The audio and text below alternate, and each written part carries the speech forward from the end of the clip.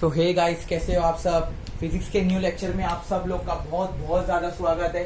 ठीक है, हम लोग ने फिजिक्स स्टार्ट किए थे और हम लोग ने सेंट्रीपिटल फोर्स और सेंट्रीफ्यूगल फोर्स को पूरी तरीके से हम लोग ने कंप्लीट करके ले लिए थे। ठीक है, अभी जो नेक्स्ट पार्ट हम लोग को देखने का, जो आज के लेक्चर में हम लोग देखेंगे, वो application of uniform circular motion. मतलब अभी तक के बेटा हम लोग सर्कुलर मोशन के बारे में पढ़ रहे थे ना, अब हम लोग पढ़ेंगे कि वो सर्कुलर मोशन का यूज कहाँ पे पड़ता है। तो सबसे इंपॉर्टेंट बात है, जो सर्कुलर मोशन का जो एप्लीकेशन है, जो यूज पड़ता है, वो टर्निंग ऑफ अ व्हीकल्स के लिए यूज होता है। कैसे यूज होता है मालूम? देखो, मैं सिंपल वर्ड में आप लोग को समझाने की कोशिश करता हूँ। ठीक है, सपोज मैंने बाइक लिया और मैं बाइक को ऐसे रोड पे टर्न लेने की कोशिश कर रहा हूँ। ठीक है, ऐसा टर्न लेने की कोशिश कर रहा हूँ। ठीक है, अगर मैं अपनी स्पीड ज्यादा रखूंगा, अगर सपोज मैं एकदम तेज स्पीड से ऐसा टर्न लेने की कोशिश कर रहा हूँ, ऐसे टर्न लेने की कोशिश कर रहा हूँ और स्पीड में एकदम तेज रखा हूं, ऐसा करूंगा, तो ऑब्वियसली मेरी अगर स्पीड एक हद से ज्यादा रहेगी तो मेरी बाइक क्या हो जाएगी? स्किड कर जाएगी। सही है, इसका मतलब कभी भी आप लोग अगर टर्न लेते हो तो आप लोग क्या करते हो? अपनी स्पीड को स्लो रखते हो। तो मेरे को इसके एप्लीकेशन में मेरे को कुछ ऐसा फॉर्मूला डिराइव करने का है जिससे मेरे को ये पता रहे कि मैं मैक्सिमम या मिनिमम कम से कम कितनी स्पीड रख सकता हूँ कि मैं आसानी से टर्न ले जाऊं। समझ में मेरी ये बात आ रही है आप लोग को कि मैं कम से कम कितनी स्पीड रखूं कि मेरी बाइक या मेरी व्हीकल जो भी रहे वो आसानी से टर्न हो जाए। अगर वो पर्टिकुलर स्पीड से ज्यादा हो जाएगी तो स्किड हो जाएगी। और मेरे को ऐसी कुछ फॉर्मूला डिराइव करने का है जिसके जरिए मेरे को पहले से पता रहना चाहिए कि हाँ, मैं कम से कम इतनी स्पीड रख सकता हूँ, क्योंकि इससे ज्यादा रखूंगा तो ऑब्वियसली मेरी क्या हो जाएगी? गाड़ी स्किड कर जाएगी। तो वही फॉर्मूला डिराइव करेंगे हम लोग और वही कॉन्सेप्ट को समझने की कोशिश करेंगे। बहुत ज्यादा इसका मस्ट यूज है और मैं उम्मीद करता हूं कि आप लोग को बहुत अच्छे से समझ में आएगा। ठीक है, application of uniform circular motion. सबसे पहले हम लोग देखेंगे turning of a vehicles. Vehicles को टर्न करने के लिए हम लोग अपनी स्पीड कम से कम कितनी रख सकते हैं, उसके लिए हम लोग फॉर्मूला डिराइव करने की कोशिश करेंगे। ठीक है, चलो तो बिना टाइम वेस्ट किए हम लोग क्या करते हैं, ये लेक्चर को स्टार्ट करते हैं। ठीक है, हर चीज बेसिक से पढ़ाऊंगा और कॉन्सेप्चुअल रहेगी सब चीज। ठीक है, चलो सबसे पहले हम लोग देखेंगे कि अगर कोई पार्टिकल सर्कल में घूम रहे, अगर कोई पार्टिकल है और वो सर्कल में घूम रहे, क्या वो सर्कुलर मोशन परफॉर्म करेगा क्या? ठीक है, जैसे इधर देखो, ये पार्टिकल इधर है, ये ऐसे सर्कुलर में घूम रहे। ठीक है, ये पार्टिकल ऐसा सर्कुलर में घुमा। ठीक है, तो मैं ये पूछना चाहता हूँ, ठीक है, थोड़ा सा ऐसा बन के आप लोग समझ जाना। ठीक है, ऐसा बनेगा। ठीक है, तो मैं ये पूछना चाहता हूँ बेटा आप लोग से कि ये पार्टिकल सर्कुलर मोशन परफॉर्म कर रहे क्या? ये पार्टिकल इधर पे था और ये पार्टिकल ऐसा सर्कल में घूम रहे, तो आप लोग बोलेंगे कि हाँ सर, पार्टिकल था और पार्टिकल अगर सर्कल में घूम रहा था तो सर्कुलर मोशन इसको ही तो बोलते हैं कि जब कोई चीज सर्कल में घूमती है। तो आप लोग बोलेंगे ऑब्वियसली सर, अगर ये पार्टिकल घूम के फिर ये पोजीशन पे आया या घूम के इधर गया, सर्कल में घूमा, इसका मतलब ऑब्वियसली सर वो क्या परफॉर्म कर रहे हैं? सर्कुलर मोशन परफॉर्म कर रहे हैं। तो इतना तो आप लोग को समझ में आ गया कि कोई पार्टिकल सर्कल में घूमता है, ये मैं सर्कल की बात कर रहा हूँ। ठीक है, अगर कोई पार्टिकल सर्कल में घूमता है तो वो क्या परफॉर्म करता है? सर्कुलर मोशन परफॉर्म करता है। लेकिन सवाल इतना नहीं है बेटा, मेरे को सर्कल के बारे में इंटरेस्ट नहीं है। मैं आप लोग से पूछना चाहता हूँ कि कोई पार्टिकल है जो आर्क में घूम रहा है। आर्क मतलब कैसा? ये आर्क। ठीक है, ये आर्क में घूम रहा है। कोई पार्टिकल है ऐसा, ये आर्क में घूम रहा है, क्या वो सर्कुलर मोशन परफॉर्म करेगा क्या? तो आप लोग सोचेंगे हाँ sir, arc is a part of a circle. ये जो आर्क है ये सर्कल का एक हिस्सा है ना। सही बात है। अरे बेटा, अगर मैं बहुत सारे आर्क को जोड़ूंगा तो क्या बनेगा? सर्कल ही बनेगा ना। तो अगर कोई पार्टिकल पूरे सर्कल में नहीं घूम रहे, पूरे सर्कल में नहीं घूम रहे, लेकिन अगर वो सिर्फ आर्क में घूम रहे, सिर्फ आर्क में घूम रहे, टर्न लेने के लिए वे तो ऐसी करते, ऐसी घूमते ना। तो अगर वो सिर्फ आर्क में घूम रहे, इसका मतलब वो क्या परफॉर्म कर रहे हैं? सर्कुलर मोशन परफॉर्म कर रहे हैं। समझ में आ गया? तो अगर पूरा सर्कल में घुमा तो भी सर्कुलर मोशन होएगा, लेकिन अगर खाली आर्क में भी घुमा तो भी सर्कुलर मोशन होएगा। क्यों? क्योंकि arc is a part of circle. Arc is a part of circle. तो अगर आर्क में भी घूम रहे तो भी वो क्या परफॉर्म कर रहे हैं? सर्कुलर मोशन परफॉर्म कर रहे हैं। अच्छा, तो कोई बेटा उठेगा उधर से और मेरे से क्वेश्चन पूछेगा, वो पूछेगा सर आर्क का क्यों बता रहे हो? तो मैं उसको ये जवाब दूंगा कि बेटा, जब आपकी गाड़ी टर्न होती है तो आपका रोड तो ऐसे ही रहता है ना। सही है, हॉरिजॉन्टल आपका सर्कुलर रोड ऐसे ही रहता है। आपकी गाड़ी सपोज ये पोजीशन पे है, सही है, और आप ऐसा टर्न ले रहे हो। ठीक है, आप क्या कर रहे हो? ऐसा टर्न ले रहे हो।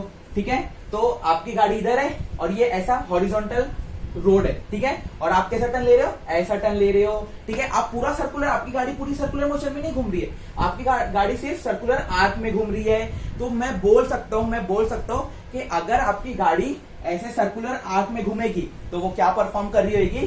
सर्कुलर मोशन परफॉर्म कर रही होगी। सही है, क्योंकि अभी हम लोग ने देखे कि अगर कोई चीज, कोई कार, कोई व्हीकल्स या सिर्फ आर्क में घूमेगी, पूरे सर्कल में नहीं घूम रही है लेकिन सिर्फ आर्क में घूम रही है, आर्क में घूम रही है, तो भी वो क्या परफॉर्म कर रही होगी, सर्कुलर मोशन परफॉर्म कर रही होगी। तो ये कार अगर ऐसे खाली ऐसे टर्न लेने के लिए ऐसे रोड में घूम रही होगी ना, तो ये भी तो एक आर्क हो गया। और we know that arc is a part of circle. तो अगर आर्क में भी ऐसी व्हीकल्स अगर टर्न लेने के लिए ऐसा घूम रही है तो क्या परफॉर्म कर रही होगी, ये गाड़ी सर्कुलर मोशन परफॉर्म कर रही होगी। समझ में आ गया। तो ये मेन कॉन्सेप्ट आप लोग को बताने का था कि अगर आप लोग खाली आपकी व्हीकल्स ऐसा टर्न लेती है ना, तो इनडायरेक्टली मैं ऐसा बोल सकता हूं कि भाई तुम्हारी व्हीकल्स क्या परफॉर्म कर रही है, सर्कुलर मोशन परफॉर्म कर रही है।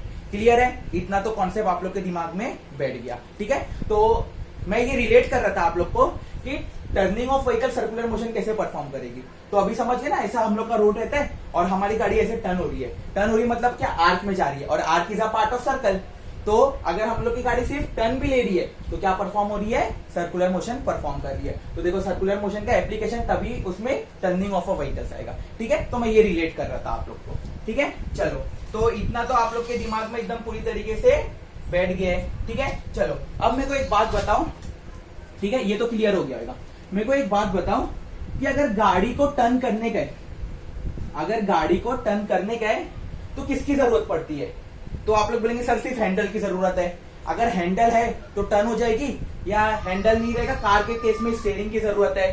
ठीक है, हैंडल या स्टीयरिंग से अगर हम लोग टर्न करेंगे तो टर्न हो जाएगी, अगर हैंडल नहीं रहेगा तो टर्न नहीं हो पाएगी। तो मैं बोलूंगा बेटा बिल्कुल सही बोले, लेकिन इनकम्प्लीट इंफॉर्मेशन दियो। ठीक है, कार को या बाइक को किसी चीज को भी टर्न लेने के लिए सिर्फ और सिर्फ हैंडल की जरूरत नहीं रहती है। अगर सिर्फ हैंडल की जरूरत रहती है ना, तो मेरी गाड़ी कीचड़ में, ठीक है, कीचड़ में टर्न ले सकता हूँ क्या, है मेरे बाइक के पास हैंडल है और मैं कीचड़ में हो लेकिन, ठीक है, तो मैं ऐसा टर्न करूंगा, क्या मैं टर्न ले सकता हूँ क्या। आप बोलेंगे सर नहीं ले सकते। अच्छा कीचड़ छोड़ो, रेत में कभी मैं गाड़ी चला रहा हूँ, ठीक है, तो उधर टर्न लेने की कोशिश कर रहा हूं, तो आप लोग कभी कोई गया है ना, तो वो एक्सपीरियंस क्या होगा कि बहुत मुश्किल से रेत में कोई चीज टर्न होती है। इसका मतलब एक चीज तो समझ में आ गई, एक चीज तो मेरे को समझ में आ गई कि कार या व्हीकल्स कोई भी रहे, ठीक है, उसको टर्न होने के लिए सिर्फ हैंडल या स्टीयरिंग की जरूरत नहीं पड़ती है। इतना समझ में आ गया, क्योंकि अगर खाली हैंडल से काम बन जाता तो कीचड़ में भी टर्न हो जाती। समझ में आ रहा है मेरी बात, पानी में भी टर्न हो जाती, ठीक है, और मोस्ट इंपोर्टेंटली आप लोग के रेत में भी क्या हो जाती है, आसानी से टर्न हो जाती है। लेकिन ऐसा टर्न नहीं होती। कार कभी टर्न होती है क्या, रेती में टर्न होती है, नहीं टर्न होती है, ठीक है, इतने आसानी से नहीं होती है। इसका मतलब ये समझ में आया कि कार को टर्न लेने के लिए, क्योंकि हम लोग टर्निंग वाला कॉन्सेप्ट पढ़ रहे ना, तो बेसिक से सब चीज आप लोग को आना चाहिए। तो कार को टर्न लेने के लिए सिर्फ और सिर्फ हैंडल की जरूरत नहीं पड़ती है। तो कार को टर्न लेने के लिए किसकी जरूरत पड़ती है, तो कार को टर्न लेने के लिए दो इंपॉर्टेंट चीज की जरूरत पड़ती है। सुनो, पूरा मेरा आगे का जो लेक्चर रहेगा पूरा ये दो इंपॉर्टेंट चीज पे बेस रहेगा, ठीक है, इसलिए एकदम गौर से सुनना, ठीक है। तो कार को टर्न लेने के लिए दो चीज की जरूरत पड़ती है। पहली चीज हो गई फ्रिक्शन की, सही है, अगर नॉर्मल जमीन रहेगी, फ्रिक्शन उतना रहेगा तो कार आसानी से हो सकता है कम स्पीड के, इसको अभी मैं इग्नोर कर रहा हूं, खाली टर्न की बात कर रहा हूं। तो अगर फ्रिक्शन प्रोवाइड कर पाएगा उतना, क्योंकि पता है ना कोई भी चीज अगर टर्न लेती है तो उसको कौन सी फोर्स की जरूरत पड़ती है, सेंटर की तरफ आ रही है बेटा, सेंट्रीपिटल फोर्स की जरूरत पड़ती है अगर कोई चीज टर्न लेती है। तो फ्रिक्शन अगर प्रॉपर रहेगा और फ्रिक्शन सेंट्रीपिटल फोर्स प्रोवाइड कर पाएगा, ठीक है, फ्रिक्शन अगर प्रोवाइड कर पाएगा तो चीज क्या हो जाएगी, आसानी से टर्न हो जाएगी, सही है। और अगर फ्रिक्शन प्रोवाइड नहीं कर पाया तो चीज टर्न, मतलब सेंट्रीपिटल फोर्स मिलेगा ही नहीं, अरे घुमाने वाला फोर्स अपने को मिलेगा ही नहीं। अगर घुमाने वाला फोर्स नहीं मिला तो कार टर्न ले पाएगी क्या, नहीं ले पाएगी। मतलब कार को टर्न लेने के लिए सबसे पहले इंपॉर्टेंट चीज फ्रिक्शन की जरूरत है, ठीक है। तो पहली चीज तो पता चल गई, सर ने एकदम क्लियरली बता दिया, सिर्फ और सिर्फ हैंडल की जरूरत नहीं है, मेन इंपॉर्टेंट चीज उसको फ्रिक्शन की जरूरत है। अरे बेटा रेती में, ठीक है, रेत में मैं बताऊं आप लोग को, रेत में इतना फ्रिक्शन अवेलेबल नहीं रहता है, इसके वजह से रेत में प्रॉपरली क्या होती है, कार टर्न नहीं ले पाती है या व्हीकल्स टर्न नहीं ले पाती है। तो फ्रिक्शन की जरूरत है। साथ ही साथ टर्न लेने के लिए बैंकिंग की जरूरत है, ठीक है, बैंकिंग ऑफ रोड की जरूरत है। अरे सर आप अचानक हम लोग को बैंक कहां पहुंचा दिए, बेटा ये वो बैंक की बात नहीं कर रहा हूं जहां पे हम लोग पैसे निकालने जाते हैं, ये बैंक की बात कर रहा हूं ऐसे कर्व रोड की, ऐसे कर्व रोड की। देखिए ऐसा कर्व रोड रहता है। अरे आप लोग अच्छा नहीं समझा ना खाली बैंकिंग क्या होता है, बैंकिंग ऑफ रोड क्या होता है, तो गूगल पे जाओ, खाली बैंक रोड सर्च कर लो, उधर पे आप लोग को इमेज दिखेगी तो समझ में आ जाएगा। खाली गूगल पे लिखो बैंक रोड लिख दो तो आपको समझ में आ जाएगा, ऐसा कर्व, ठीक है, ऐसा कर्व, ठीक है, ये देखो ऐसा ऐसा कर्व, ठीक है, ऐसा कर्व, ठीक है, इधर देखो ऐसा जो ऊपर से जाते हैं ना कर्व, ठीक है, तो उसको हम लोग बोलते हैं बैंकिंग ऑफ रोड। तो उसकी वजह से क्या होता है मालूम, कार अगर स्पीड में भी रहेगी ना बैंकिंग की वजह से तो भी प्रॉपरली टर्न ले पाएगी। तो उसकी भी कंडीशन हम लोग देखेंगे। तो हम लोग को इतना समझ में आ गया कि अगर कार को टर्न होने का है, टर्निंग ऑफ व्हीकल्स के लिए, तो सिर्फ हैंडल की जरूरत नहीं है, हैंडल के केस को इग्नोर कर दो बेटा, ठीक है। दो चीज की जरूरत है, सबसे पहला फ्रिक्शन की जरूरत है, ठीक है, फ्रिक्शन के साथ साथ या फ्रिक्शन के बाद उसको किसकी जरूरत है, बैंक रोड की जरूरत है। तो हम लोग क्या करेंगे मालूम, आप लोग की बुक में कैसा दिया मालूम, आप लोग की बुक में पहले फ्रिक्शन के हिसाब से बताया, ठीक है, फ्रिक्शन के बाद उसने क्या किया मालूम,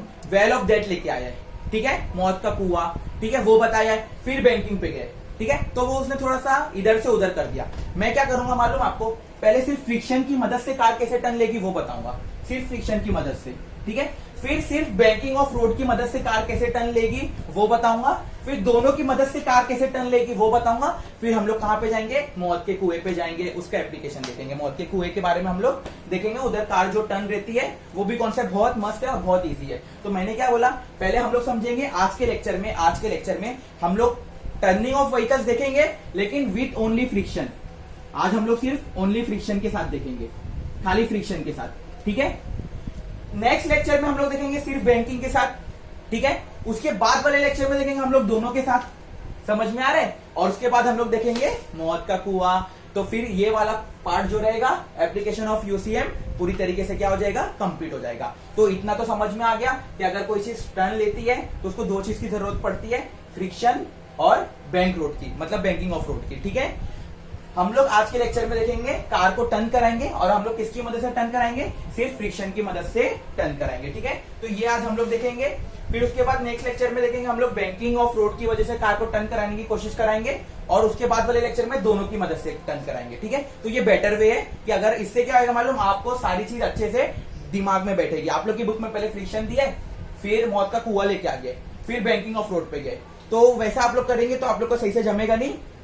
तो पहले फ्रिक्शन करेंगे, फिर बैंक रोड करेंगे, फिर दोनों का कॉम्बिनेशन करेंगे, फिर मौत के कुएं पे जाएंगे, ठीक है। तो कुछ भी टेंशन नहीं लेने का, सब चीज हम लोग अच्छे से करेंगे, ठीक है। तो सबसे पहले मैं हेडिंग का नाम लिख देता हूं, टॉपिक का नाम टर्निंग ऑफ व्हीकल्स, किसकी मदद से हम लोग टर्न करा रहे हैं, ठीक है, विथ ओनली फ्रिक्शन, ठीक है। तो इधर पे लिख देता हूं ओनली फ्रिक्शन, ठीक है। तो आप सब लेक्चर में बने रहो, लेक्चर को पूरा गौर से देखो, ठीक है, एकदम अच्छे से देखो। इंशाल्लाह से लेक्चर हो सकता है, इंशाल्लाह से पूरी उम्मीद है कि आप लोग को बहुत अच्छे से समझ में आएगा, ठीक है। तो हम लोग टर्निंग ऑफ व्हीकल्स देखेंगे और विथ ओनली फ्रिक्शन देखेंगे, ठीक है। फ्रिक्शन की मदद से हम लोग देखेंगे कि हम लोग गाड़ी कैसे टर्न करा सकते हैं, ठीक है। तो आओ जरा सिचुएशन समझते हैं, ठीक है।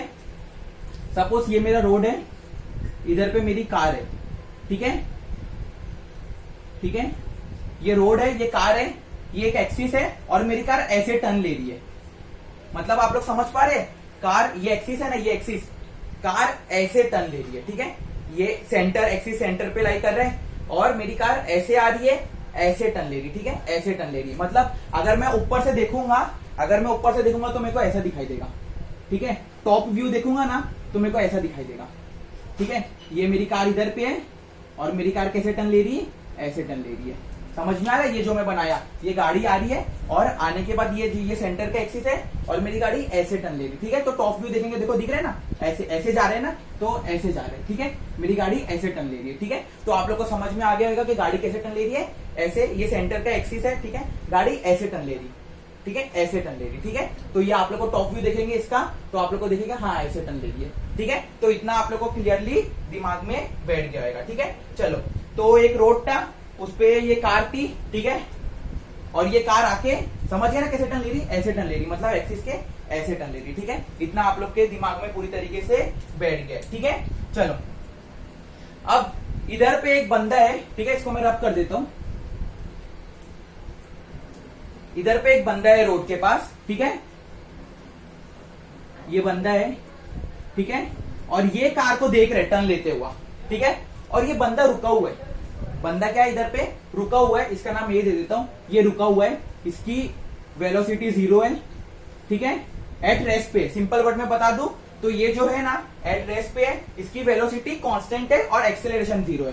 तो वेलोसिटी इसकी कांस्टेंट है, या तो रुका हुआ कांस्टेंट मतलब समझते हैं ना, अगर घूम भी रहे ना तो एक ही स्पीड से घूम रहे, ना बढ़ रहे ना कम हो रहा है, ठीक है, उससे अच्छा कांस्टेंट समझ लो, मतलब ये इसका एक्सेलरेशन 0 है, रुका हुआ है एट रेस्ट पे एक बंदा, ठीक है। और ये बंदा क्या कर रहा है मालूम, ये बंदा देख रहा है कि कार ना ये सेंटर से आ रही तो कार ऐसे टर्न ले रही है, ये बंदा ये कार को ऐसे आएगी और ऐसा टर्न लेगी, ऐसा देख रहा है, ठीक है। इतना आप लोग को क्लियरली क्या हो गया होगा, समझ में आ गया होगा, ठीक है। तो जब ये कार टर्न करेगी, अच्छा मेरे को उससे पहले एक बात बता दो, इधर फोर्स कौन सा रहेगा, ठीक है। हम लोग ने ऑलरेडी देखे थे, ठीक है, दो सरफेस जब कांटेक्ट में आते हैं, ठीक है, इधर देखो इन लोग दोनों टायर और रोड ये कांटेक्ट में है ना, तो जब दो चीज कांटेक्ट में रहती है तो कौन सा फोर्स रहता है, फ्रिक्शन रहता है ना, तो इधर पे हो जाएगा मेरा फ्रिक्शन, सही है। चलो तो ये क्या हो जाएगा, मेरा फ्रिक्शन हो जाएगा। तो जब ये कार ऐसे टर्न करेगी सेंटर की तरफ तो फ्रिक्शन फोर्स लगेगा, और सेंटर की तरफ जो फोर्स लगता है उसको कौन सा फोर्स बोलते हैं बेटा, उसी को तो बोलते हैं सेंट्रीपिटल फोर्स। नहीं समझे, देखो मैं बताऊं, इधर पे देखो, ये ऐसा ये एक्सिस है, कार मेरी ऐसे टर्न ले रही है, ठीक है, ये एक्सिस के थ्रू ऐसे टर्न ले रही है, ये देखो ऐसे टर्न ले रही है, ठीक है, इधर पे मेरी कार ऐसे टर्न ले रही है, सही है, ये कार ऐसे टर्न ले रही है। एक बंदा कहीं पे इधर पे खड़ा होएगा सपोज करो, ठीक है, ए नाम का बंदा इधर खड़ा है, कार को टर्न लेके देख रहा है। अच्छा, कार का जो टायर रहेगा, टायर रोड के साथ कांटेक्ट में होएगा, और कौन सा फोर्स लग रहा होगा, फ्रिक्शन फोर्स लग रहा होगा ना, तो फ्रिक्शन फोर्स लग रहा होगा, ठीक है। और आप लोग को मैंने सेंट्रीपिटल फोर्स में बताया था कि कोई चीज अगर सर्कुलर मोशन परफॉर्म कर रही है तो उसको घुमाने वाले फोर्स की जरूरत है। घुमाने वाला फोर्स कौन सा फोर्स बेटा, तो घुमाने वाला फोर्स होता है सेंट्रीपिटल फोर्स। तो इसका मतलब जब ये चीज कार ऐसे टर्न लेगी, मतलब अभी तो देखे थे कार अगर आर्क में भी है तो सर्कुलर मोशन परफॉर्म कर रही होगी, अभी हम लोग ने देखे थे। तो अगर कार सर्कुलर मोशन परफॉर्म कर रही है, अगर कार सर्कुलर मोशन परफॉर्म कर रही है तो उसको घुमाने वाले फोर्स की जरूरत है। जब तक के घुमाने वाला फोर्स नहीं मिलेगा तब तक के कार सर्कुलर मोशन परफॉर्म नहीं कर पाएगी। तो मेरे को बताओ इधर पे जो इसको घुमाने वाला फोर्स मिल रहा है वो कौन प्रोवाइड करेगा, और से जवाब आएगा सर स्टैटिक फ्रिक्शन प्रोवाइड करेगा। इसका मतलब जब कार ये एक्सिस के अराउंड ऐसे घूम रही है तो उसको घुमाने वाले फोर्स की जरूरत है ना। और आप लोग ने एकदम परफेक्ट जवाब दिए कि सेंट्रीपिटल फोर्स कौन प्रोवाइड करेगा उसको, तो ये जो घुमाने वाला फोर्स है अपना सेंट्रीपिटल फोर्स, वो कौन प्रोवाइड कर रहे हैं, फ्रिक्शन प्रोवाइड कर रहे हैं, सही है। फ्रिक्शन के बारे में हम लोग ने प्रीवियस लेक्चर में देखे थे कि फ्रिक्शन एक लिमिटिंग फोर्स रहता है, सही है, जो दो बॉडी के कांटेक्ट जब रहेगी ना आपस में तब लगता है, सही है। तो ये कार आप लोग इमेजिन कर पा रहे हो, ये कार ऐसे आई, ठीक है, और ये सेंटर के अक्रॉस ऐसे टर्न ली, तो जब ये कार ऐसे टर्न ले रही मतलब सर्कुलर मोशन परफॉर्म कर रही, और सर्कुलर मोशन परफॉर्म करने के लिए घुमाने वाला फोर्स लगेगा तभी तो सर्कुलर मोशन परफॉर्म करेगी। और घुमाने वाले फोर्स को क्या बोलते हैं, सेंट्रीपिटल फोर्स बोलते हैं। ये केस में सेंट्रीपिटल फोर्स कौन प्रोवाइड करेगा, तो फ्रिक्शन प्रोवाइड करेगा। इतना मैंने आप लोग को बताया, सही है। चलो अब सेंट्रीपिटल फोर्स का फॉर्मूला है, हम लोग को पता है सेंट्रीपिटल फोर्स का फॉर्मूला क्या होता है, तो सेंट्रीपिटल फोर्स का फॉर्मूला होता है mv² अपॉन r। इतना आप लोग को भी पता होगा, सेंट्रीपिटल फोर्स का फॉर्मूला होता है mv² अपॉन r, ठीक है। मैं क्या करता हूं मालूम, मैं क्या करता हूं, ऐसा एज्यूम करता हूं कि मास जो है ना वो 5 kg है, ठीक है। मास को मैंने कितना ले लिया, 5 kg ले लिया, और ये जो रेडियस है ना, रेडियस इसको मैं ले लेता हूं 5 मीटर,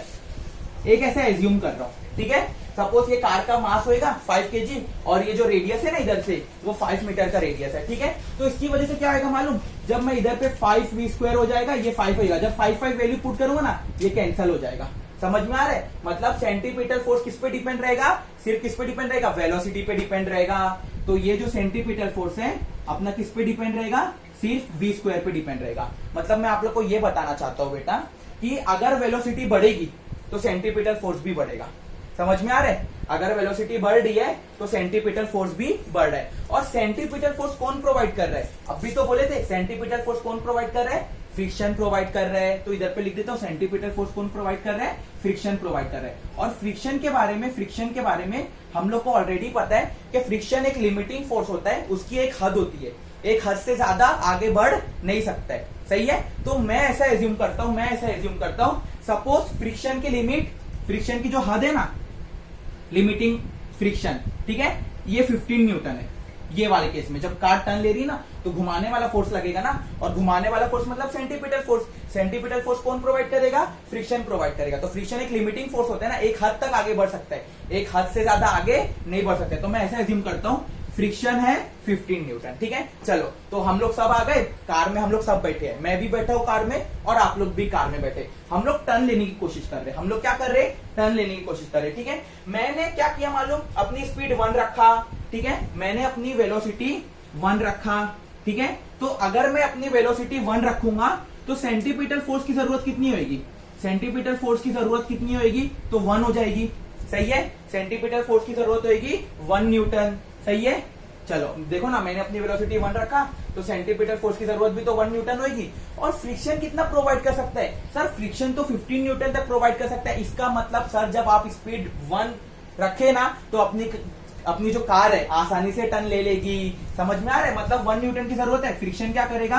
15 न्यूटन तक प्रोवाइड कर सकते हैं ना, तो 1 न्यूटन इजीली प्रोवाइड कर देगा। ठीक है, अब कोई पीछे से स्टूडेंट बोला सर इतनी स्लोली स्पीड में आप टर्न करा रहे हो, आप थोड़ा सा स्पीड इंक्रीज करो ना, मजा नहीं आ रहा है। ठीक है, तो हम लोग क्या करेंगे, क्योंकि गाड़ी में बैठे ना तो आप लोगों को पता है ना कि ज्यादा तेज रहती तभी हम लोग को ज्यादा बेहतर लगता है। ठीक है, तो मैं वही करूंगा, इसकी वेलोसिटी को क्या करूंगा? इंक्रीज कर दूंगा।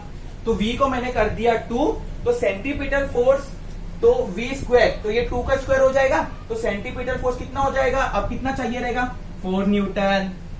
समझ में आ रहा है? तो आसानी से लिमिटिंग फोर्स या friction, sorry limiting friction 15 Newton था, अपने को जरूरत थी 4 न्यूटन की, तो ये क्या करेगा? फ्रिक्शन अपने आप को एडजस्ट कर सकता है ना, मतलब सेल्फ एडजस्टिंग फोर्स है, मतलब जितनी जरूरत है उतना वो प्रोवाइड कर सकता है। तो 4 न्यूटन की जरूरत थी तो फ्रिक्शन ने अपने को क्या कर दिया? 4 न्यूटन प्रोवाइड कर दिया। मतलब क्या हो गया? गाड़ी आसानी से टर्न हो गई।